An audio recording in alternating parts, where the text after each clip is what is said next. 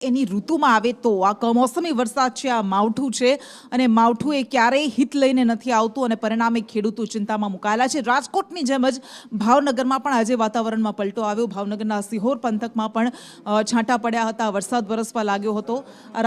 ભાવનગરના દ્રશ્યો મેં આપને બતાવી રહ્યા છે। સિહોર સહિત તાલુકામાં ગાજવીજ સાથે આજે વરસાદ વરસ્યો હતો, જેના કારણે પાલડી, ઘાઘડી, પીપળિયા, સોનગઢ સહિતના ગ્રામ્ય વિસ્તારોમાં વરસાદ વરસ્યો, વાતાવરણ પલટાયું હતું। આ એક્સક્લુઝિવ તસવીરો, એક્સક્લુઝિવ દ્રશ્યો અમે આપને સિહોરની બતાવી રહ્યા છે। ભાવનગરના સિહોર તાલુકાના અનેક પંથકમાં, અનેક ગામડાઓમાં આજે વરસાદ વરસ્યો હતો, વાતાવરણમાં અચાનક પલટો આવ્યો હતો અને જાણે કે ચોમાસું બેઠું હોય, ચોમાસા જેવો માહોલ ભાવનગરના ગામડાઓમાં પણ જોવા મળ્યો હતો।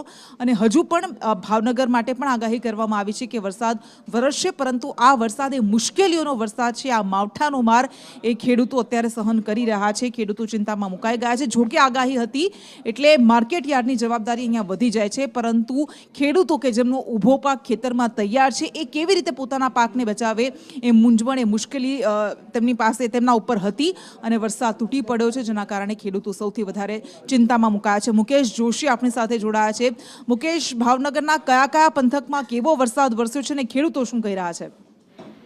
જી કૃષ્ણ, આપને જણાવી દઉં કે શિહોરમાં બપોર બાદ વાતાવરણમાં અચાનક પલટો આવ્યો હતો। પલટા બાદ ધીરે ધારે વરસાદ ચાલુ થયો હતો। જો કે વીજળીના ચમકારા સાથે આ વરસાદ ચાલુ થયો હતો, ત્યારે શિહોર અને શિહોરના ગ્રામ્ય વિસ્તાર એટલે કે પાલડી, ગાંગડી, સોનગઢ સહિતના વિસ્તારોની અંદર હાલના તબક્કે ધીમી ધારે વરસાદ ચાલુ છે। જી બિલકુલ, આભાર।